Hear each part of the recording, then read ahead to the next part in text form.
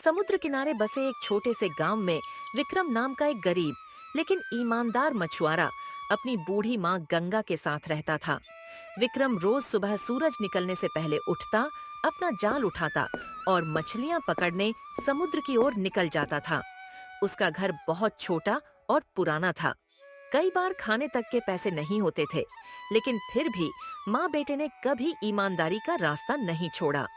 एक सुबह विक्रम काम पर जाने की तैयारी कर रहा था कि तभी उसकी माँ को तेज खांसी आने लगी। माँ, आपको कई दिनों से खांसी आ रही है। आप ठीक तो है ना?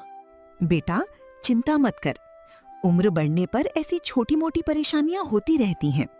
विक्रम ने माँ का हाथ पकड़ा तो उसे तेज बुखार महसूस हुआ। माँ, आपको बुखार भी है। मैं आज आपके लिए दवाई लेकर जरूर आऊंगा। घर से निकलने के बाद भी विक्रम का मन बेचैन था। उसे समझ नहीं आ रहा था कि दवाई के पैसे कहाँ से आएंगे। वह समुद्र किनारे पहुंचा, लेकिन आज उसका ध्यान मछलियों पर नहीं था। हे भगवान, माँ से तो वादा कर दिया, लेकिन पैसे कहाँ से लाऊं? तभी उसके मन में गांव के सबसे अमीर आदमी धनीराम का ख्याल आया। कुछ देर बाद विक्रम धनीराम की विशाल हवेली के सामने खड़ा था। अरे विक्रम, आज यहाँ कैसे आना हुआ? धनीराम जी, मेरी माँ बहुत बीमार है। मुझे कुछ पैसे उधार चाहिए। और तू मेरा कर्ज चुकाएगा? तेरे जाल में तो मुश्किल से एक दो मछलियां फंसती हैं।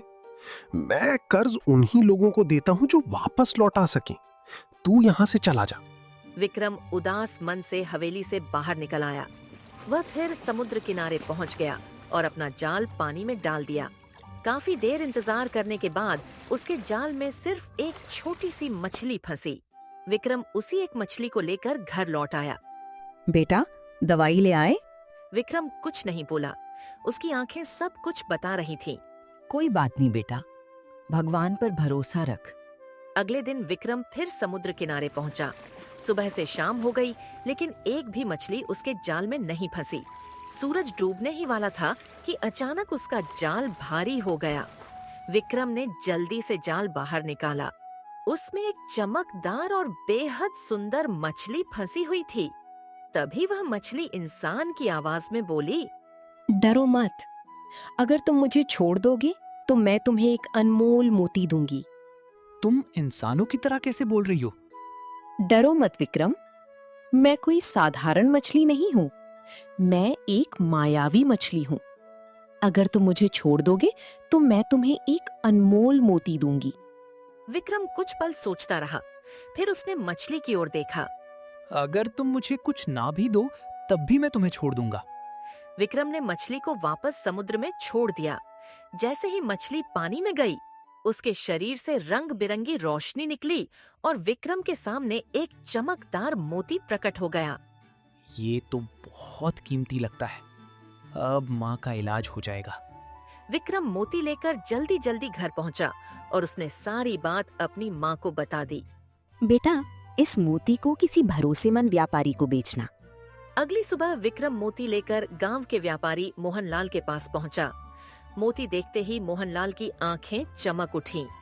ये मोती तो लाखों की होगी, लेकिन इस गरीब को इसकी असली कीमत नहीं पता। विक्रम, मैं तुम्हें इसके बदले इतने पैसे दे सकता हूँ। विक्रम को पैसे कम लगे, लेकिन माँ के इलाज के लिए उसे पैसों की जरूरत थी।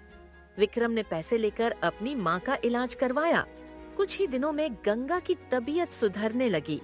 कुछ दिन बाद विक्रम फिर समुद्र किनारे पहुंचा।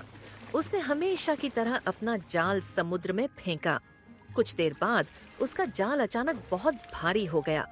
विक्रम ने जैसे ही जाल बाहर निकाला, उसकी आंखें फटी की फटी रह गईं। जाल मछलियों से नहीं, बल्कि चमकते हुए मोतियों से भरा हुआ था। हे भगवान, इतने सारे मोती! विक्रम ने तय किया कि इस बार वह मोती गांव में नहीं बेचेगा, बल्कि शहर जाकर बेचेगा। उसी समय संयोग से मोहनलाल वहां पहुंच गया और उसने मोतियों से भरा जाल देख लिया। मोहनलाल के मन में लालच जाग गया। वह तुरंत धनीराम के पास पहुंचा। धनीराम जी, विक्रम के पास अब सिर्फ एक नहीं, सैकड़ों कीमती मोती हैं। यह सुनते ही धनीराम की आंखों में लालच चमक उठा। क्या कहा? विक्रम के पास सैकड़ों मोती हैं। मैंने अपनी आंखों से देखा है। उसका पूरा जाल मोतियों से भरा हुआ था। धनीराम की आंखों में लालच भर गया। उसे समझ आ गया कि विक्रम के पास बहुत बड़ी दौलत आ चुकी है। दोनों देर तक बैठकर योजना बनाते रहे। अगर वो शहर पहुंच गया तो बहुत अमीर बन जाएगा। हमें उससे पहले मोती हासिल करने होंगे। दोनों ने उसी रात अपनी योजना पर काम करने का फैसला कर लिया। उधर विक्रम मोतियों की पोटली सुरक्षित रखकर सो गया। आधी रात के समय 2 नकाबपोश चुपके से विक्रम के घर में घुस गए। उन्होंने मोतियों की पोटली उठाई और आहट सुनकर विक्रम की आंख खुल गई। नकाबपोश कोई जवाब दिए बिना भागने लगे और विक्रम उनके पीछे दौड़ पड़ा। विक्रम बेटा, मत जा। भागते भागते सभी समुद्र किनारे पहुंच गए। नकाबपोशों ने विक्रम को रोक लिया और उसे बुरी तरह पीटने लगे। कुछ देर बाद वे विक्रम को समुद्र में फेंककर मोतियों की पोटली लेकर भाग गए। नकाबपोश सीधे धनीराम के पास पहुंचे और मोतियों की पोटली उसे सौंप दी। अब सारी दौलत हमारी है। उधर गंगा समुद्र किनारे पहुंची और अपने बेटे को पुकारने लगी। उसे किनारे पर विक्रम की टूटी हुई चप्पल दिखाई दी। गंगा को लगा कि उसका बेटा अब कभी वापस नहीं आएगा, लेकिन विक्रम जिंदा था। समुद्र की लहरें उसे दूर एक अनजान दिशा में बहाकर ले जा रही थीं। सुबह जब विक्रम की आंख खुली तो उसने खुद को एक सुंदर द्वीप पर पाया। उसने चारों ओर देखा, वहां हर तरफ चमक और सुंदरता थी। तभी उसकी नजर दूर खड़े एक विशाल मोती महल पर पड़ी। विक्रम धीरे धीरे मोती महल के अंदर पहुंचा। महल की दीवारें चमकते मोतियों से बनी थीं और चारों तरफ अद्भुत रोशनी फैली हुई थी। तभी उसके कानों में एक मधुर आवाज गूंजी। विक्रम, आखिर तुम यहाँ पहुँच ही गए। विक्रम ने पीछे मुड़कर देखा। उसके सामने एक सुंदर युवती खड़ी थी। मैं मोतियों की राजकुमारी हूँ। क्या आप मुझे जानती हैं? हाँ, और तुम भी मुझे जानते हो। विक्रम आश्चर्य से उसकी ओर देखने लगा। वही जादुई मछली मैं थी जिसे तुमने समुद्र में वापस छोड़ दिया था।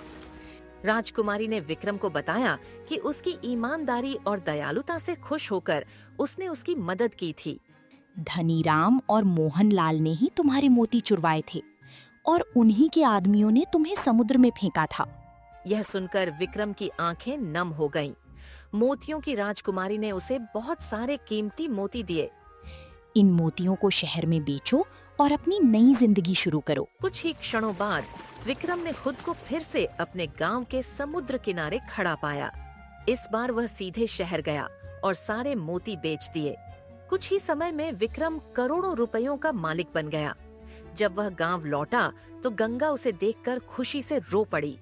मुझे लगा था मैंने तुम्हें हमेशा के लिए खो दिया।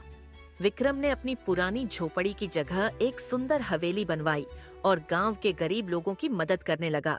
धनीराम और मोहनलाल यह सब देखकर जलने लगे। उन्हें समझ नहीं आ रहा था कि विक्रम इतना अमीर कैसे बन गया। दोनों विक्रम के पास पहुँचे और मीठी बातें करते हुए उसके धन का रहस्य पूछने लगे। विक्रम ने उन्हें मोती महल और मोतियों की राजकुमारी के बारे में बता दिया। लालच में अंधे होकर धनीराम और मोहनलाल जहाज लेकर समुद्र में निकल पड़े और आखिरकार मोती महल तक पहुंच गए।